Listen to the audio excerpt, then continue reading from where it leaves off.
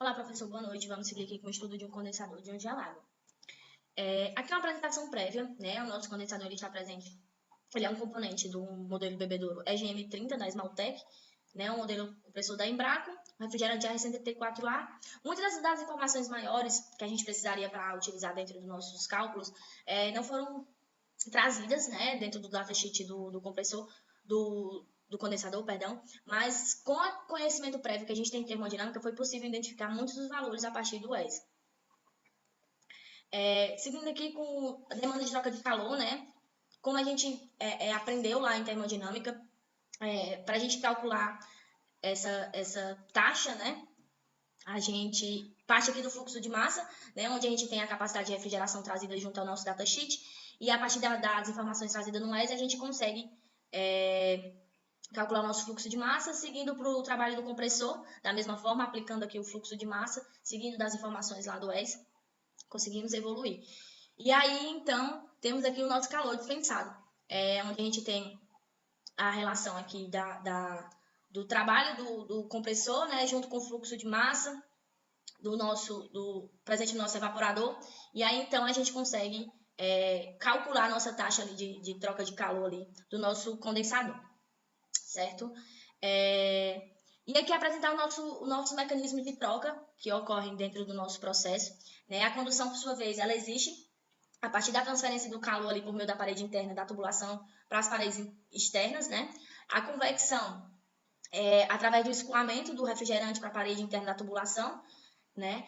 E dentro do nosso sistema tem o mecanismo de troca combinada, né? Que é no momento ali que as paredes do tubo do condensador, ele troca o calor com o ambiente. A gente tem ali a convecção e a radiação. A radiação que existe no momento que a gente tem aquele contato, né? Aquela troca ali entre a superfície externa do condensador e as suas vizinhanças. E aqui a gente segue para a diferença de temperatura média. A gente poderia apresentar esse número a partir da nossa temperatura de condensação, junto da temperatura do ambiente, a gente traria aquela média.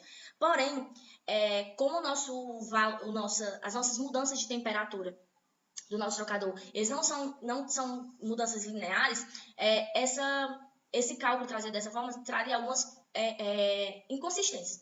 E aí, aplicando o método, né, de diferença de temperatura média logarítmica, a gente consegue trazer esse valor de forma mais precisa, né? E encontrando aqui, considerando temperatura ambiente ali de 30 graus, a gente consegue encontrar essa diferença de temperatura média ali em torno de 28 graus Celsius.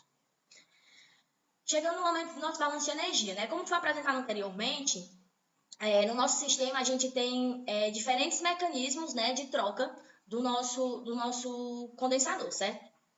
E nesses casos dessas trocas, né, os balanços de energia nesses momentos são muito interessantes, onde eles fornecem detalhes da troca térmica, onde a gente consegue perceber a interação das paredes internas e externas e as suas vizinhanças. Lembrando que todo o calor que entra é igual ao calor que sai.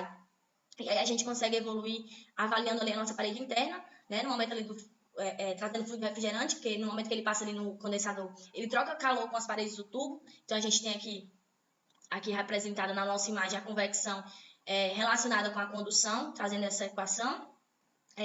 Ali na parede externa, a gente já tem a condução, né? Juntamente com a convecção e radiação, resultando na convecção e radiação, onde a condução nada mais é que o nosso meio físico, a convecção, o fluido, né? Ela acontece ali no fluido, e a radiação, ela surge no momento da interação da vizinhança, das nossas trocas com a vizinhança que está o nosso trocador de calor, né? E aí, com essas relações apresentadas, a gente consegue trazer a aplicação desses nossos coeficientes, onde, nesse primeiro momento, a gente consegue calcular o nosso coeficiente 1,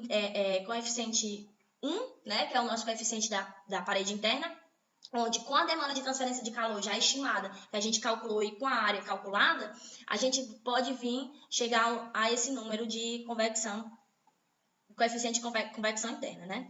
Porém, esse valor, analisando o nosso processo, tendo em vista que a convecção interna ela acontece quando o fluido está condensando, nesse momento, o coeficiente, né, de convecção ele é muito elevado, devido à baixa resistência térmica. E aí, por isso, a gente aplica os valores aqui da tabela que é apresentada no livro, onde a gente vai utilizar, né, o nosso coeficiente de 10.000, certo? E a partir disso, então, a gente consegue estimar a nossa temperatura da superfície interna das paredes. E aí, evoluindo, a gente, considerando ali o nosso condensador com material de aço carbono, né, com a temperatura de refrigerante 334,6, né, pela tabela abaixo a gente consegue estimar ali a condutividade térmica do nosso material, nosso condensador, e aí então a gente consegue, a partir disso, calcular através da condução a nossa temperatura da superfície externa, né, dos nossos tubos. E aí evoluímos então para aquela interação da convecção mais radiação, onde a gente considera a emissividade 0,6 e ali a constante de Stefan, né? E aí a gente consegue trazer essa relação, apresentando o valor de coeficiente de convecção externa e a nossa radiação. E aí, diante desses números, a gente consegue enxergar algumas melhorias, né? Diante dessas informações, a gente consegue enxergar algumas melhorias diante a eficiência do nosso trocador de calor, né? Para melhorar a nossa eficiência, a gente poderia utilizar um material de melhor condutividade térmica, né? Tendo em vista que baixa condutividade térmica ela traz uma queda brusca, né, de temperatura nas paredes do tubo. E assim, a gente trazendo um material de melhor condutividade térmica, a gente melhoraria a eficiência do nosso trocador. Por isso que muitos dos trocadores, eles são de cobre, né? Outra maneira seria aumentar também a área externa do nosso trocador de calor. Tendo em vista que o nosso equipamento é muito pequeno, né? O nosso condensador como um todo, ele também é muito pequeno, né? E aí fica tudo muito restrito e aquela área muito reduzida. E aí outro meio também da gente trazer uma eficiência seria a convecção forçada, né? Como é a aplicação em alguns freezers, que ele traz uma ventilação ali, né? Garantindo uma melhor troca térmica, né? E uma troca térmica mais rápida para os nossos condensadores. Mas essa é uma troca muito cara, ela é uma melhoria muito cara que ela tem que ser aplicada em ambientes que necessitem, né, dessa como é que eu posso dizer, dessa melhoria, né? Porque senão sai um custo que não tem custo-benefício, uma coisa não fica proporcional à outra. Evoluindo aqui para o nosso volume de controle do trocador, né? Um dos principais objetivos dessa análise, né, é determinar a distribuição de temperatura, né? Ou seja, identificar como é que a temperatura varia nas diferentes posições, né, do nosso condensador, né? E aí, com isso, a gente entra na nossa equação diferencial da condução, em coordenadas cilíndricas em regime transiente. O Impropera, ele traz para a gente ali a condução de forma tridimensional em coordenadas cilíndricas, onde ele considera geração de calor, regime não permanente, como eu disse, né? A condução de forma tridimensional, então, mais de uma dimensão. E aí, no nosso sistema, a gente vai aplicar esse mesmo fenômeno, porém, a gente vai aplicar com algumas considerações, onde a gente vai considerar que a nossa condução aconteça majoritariamente de forma radial, né, a condução ali unidimensional, regime permanente e sem geração de calor. Com isso, diante dessas considerações, a gente chega nessa equação aqui, né, e relacionando essa equação com a equação da condução, a gente chega nesse momento aqui e integra duplamente em relação a R, né? E aí chegamos a essa equação global, considerando duas constantes arbitrárias. E para isso, para a gente conseguir trazer essa equação de forma mais viva para o nosso sistema, a gente tem as condições de contorno, onde a gente vai aplicar a condição de contorno de R1. O fenômeno físico da condução, definido pela lei de Fourier, que diz que a derivada da temperatura em relação ao raio é proporcional à transferência de calor pela área da superfície interna. E aí, e a gente então encontrou, né, como resultado dessa integração inicial, que a proporcionalidade de C1 e R1. E aí a gente vem aqui, aplicando lá, aqui na equação global, a gente aplica que R é igual a R1, onde a gente encontra o valor de C1 da nossa equação global.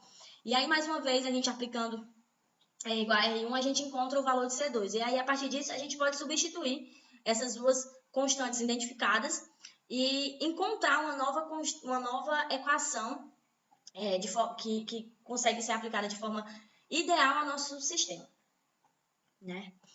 E aí aqui é uma forma gráfica de representar a temperatura em função do raio, né? O gráfico aqui ele demonstra que com o aumento, com o aumento do raio da tubulação, menor será a temperatura, né? E aí, essas duas constantes elas têm que se conversar muito bem para que não exista uma desproporcionalidade entre elas no nosso sistema, porque caso haja, né, uma descompensação, a gente acaba perdendo eficiência e aí, enfim, não é o desejado. Então tem que ter toda essa correlação previamente avaliada, como a gente fez aqui, trazendo a nossa condição de contorno, né? Seguindo então para o cálculo das resistências do nosso sistema, né? A resistência térmica nada mais é que uma medição de diferença de temperatura, né? Que pelo objeto estudado, né? E o material que flui o calor ali nele, né? E nesse momento nós vamos considerar a convecção, a condução e a radiação externa como as resistências térmicas do nosso trocador, né? E aí aqui graficamente apresentando eles como eles seriam vistos, né? Em formato de resistência, como a gente vê ali em circuitos 1, por exemplo. Aí as convecções do nosso sistema apresentado nesse modelo de resistência seria exatamente assim, onde a gente teria o coeficiente, né, de convecção junto da área, trazendo esses valores aí. Lembrando que nós temos duas convecções acontecendo em momentos diferentes dentro do nosso trocador. Seguindo para a condução, a gente aplica mais uma vez aquela equação, trazendo ela para o formato aqui da condução, aplicando ela no formato da resistência, né? Trazendo a condução no formato de resistência. A gente chega a essa equação aqui. E então, a gente pode, da mesma forma, através daquela equação inicial da radiação, a gente considera também a nossa resistência na radiação. E aí a gente tem, a partir dessas equações, a gente pode vir aqui e aplicar os coeficientes de resistência térmica e, ao final, identificar o coeficiente global, né, da nossa transferência de calor diante dessas resistências. E aí, diante a isso, considerando os nossos coeficientes, né, já apontados anteriormente de convecção, a gente consegue trazer a resistência juntamente com a condução e a radiação. E aí, então, a gente segue aqui para a relação, onde a gente apresentou aqui, né, no nosso sistema, a convecção e radiação em paralelo e convecção interna e a condução em série, né? E aí a gente chega neste valor de coeficiente global de transferência de calor. E aí a gente evolui aqui para o estudo das aletas, né? Qual a influência desses arames no nosso sistema? O meu sistema, ele tem 36 arames de cada lado e 7 subdivisões, contabilizando 504 aletas no total. Com o comprimento, né, de 0,12 metros e o diâmetro de 0,014 metros. E aí, então, a gente consegue identificar a nossa área, evoluindo para identificarmos, então, a eficiência do nosso sistema de forma individual e a eficiência do nosso sistema de forma integrada, né? Das 504 aletas do nosso sistema. Então, a gente vem e encontra a nossa resistência sobre correções ali, né? E a partir disso, a gente consegue evoluir, então, para o estudo para a apresentação da nova resistência equivalente, que a gente chama, né? E por sua vez, o nosso novo coeficiente global. E aí a gente identifica a relação da aleta no nosso sistema, né? As modificações que as aletas trazem no nosso sistema em relação à sua eficiência, né? O quanto que ela aumenta a eficiência do nosso sistema quando são consideradas nos cálculos. É isso, professor. Muito obrigada. Boa noite.